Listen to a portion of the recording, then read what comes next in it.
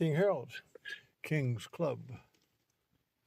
The sport of kings is the subject of today. Horse racing, thoroughbred horse racing, and quarter horse racing, to be specific. I looked yesterday to see how would I be able to play today on horse racing with what I had spoken about, playing the 3-to-1 horse in every race at 2 tracks, Fibonacci, beginning with a $2 bet. So I returned to the scene of the crime today and made the bets. And I bet the very first race at $2, and I lost.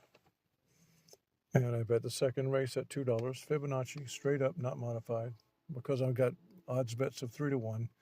The horses are going off between 3 and 7-2, which is 3.5-to-1. And I lost again. In that third race, I lost again. In the fourth race, I lost again.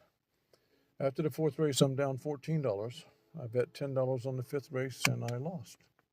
And I'm down $24. I don't know a thing about the horse. I don't know a thing about the jockey. All I'm betting is the 3-to-1 horse with Fibonacci rules, which brought up a $16 bet on the sixth race. And I lost, which put me down $40. I had to bet $26 on the seventh race, and you guessed it, I lost. Somebody would say, well, you sure are a bad handicapper, and I would say, well, I'm not handicapping. I'm just playing the 3-to-1 horse. I'm down $66, and I bet $42, according to Fibonacci, on the eighth race, and I lost. So I'm down $108. Now, I have a $1,000 buy-in, so I'm only down $108, but I have lost 8 straight races. And I'm playing the ninth race at $68 to win on the 3-to-1 horse, and I lost. So I'm down $176. And I'm 0 for 9. I'm not hardly in the Hall of Fame. And it required a $110 bet on the 10th race. And I did lose again. The 3-to-1 horses lost 10 straight races. And I'm down $286, which required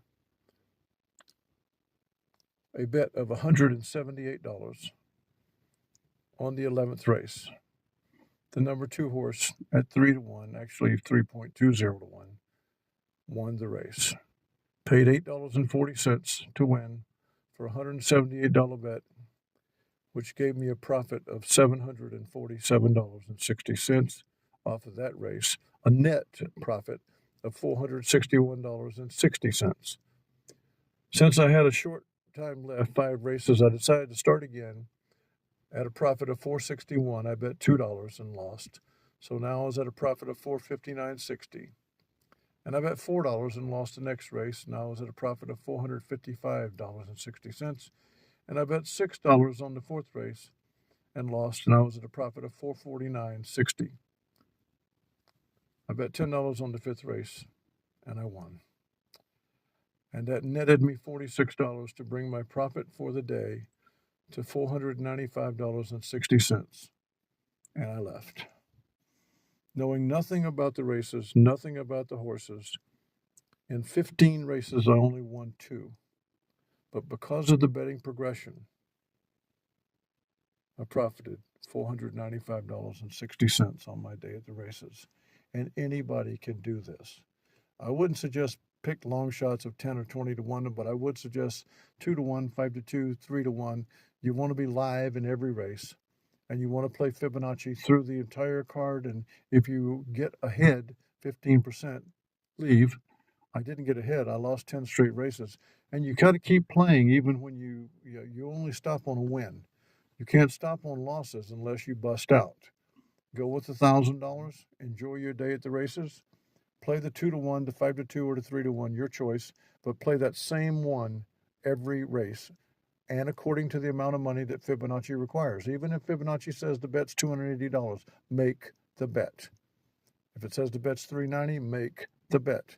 All the way up until bust, because Fibonacci will deliver as soon as your 2-to-1, 5-to-2, or 3-to-1 horse hits the wire, as mine did in the 11th race after losing 10 straight, winning the 11th, put me up.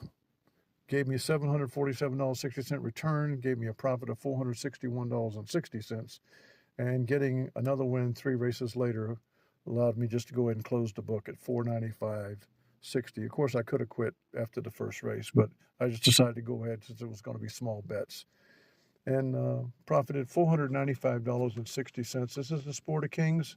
This is the way you play the Sport of Kings. You don't care whether the horse raced a month ago. You don't care if he's limping. You don't care if he's wearing blue or wearing red. If the jockey's got a cute name. You don't care if the trainer's bald-headed or got a full head of hair. You don't care if the stands are full. You don't care if the track is sloppy. All you care about is your Fibonacci bet. And does it have the odds that you chose? What this proves is what we talked about all along and will continue to talk about. Once you have your strategy is solid, your algorithm is right. Once you know that. Once you have the buy-in from your bankroll that is correct and your betting level to what's going to support the Fibonacci betting, you settle in and you be disciplined and you be patient. And you will get the reward, because at the end of the day, the bet is all that matters. Once you know how to do everything else, the only thing matters is the bet. If you want to play a single dozen and you want to play at Fibonacci, well, you play it. You go ahead. You play at $2. You play at $2. You play at $4. You play at $6. You play at $10. You play at $16. And when it hits, you're going to have your money. The bet is what matters. Now, I'm not encouraging you to play 1 dozen like that, but I'm saying you could. You even could move dozens around the table. You've seen me do that. You can do that too. But if you're at the horse races, it really doesn't matter how much you can study or how much you know. It matters, do you make the bet, and is the bet progressing the proper way? Because when the hit comes, you have your money. So there's your day of the Sport of Kings. This was the Sport of Kings day to talk about what happened. This is flashing back to me winning the $75,000 in 2002 at that very same OTB. Actually, it was a different one, but it's owned by the same people. They plowed under the other place that I wanted at. So this is the new place, but it's still the finish line OTB for Indianapolis. And we did it. We can do it again anytime. It's just you have to invest 5 or 6 hours of time because you've got to be there. So it's better to do it on a day that you're going to enjoy a day at the races. And you can really enjoy your day when you're not worried about poring over statistics and all these things. It's nice and easy. Cash your money and enjoy your day. For the angel, who was right there beside me, guarding and making sure I did the right things, as always, the king bids you adieu.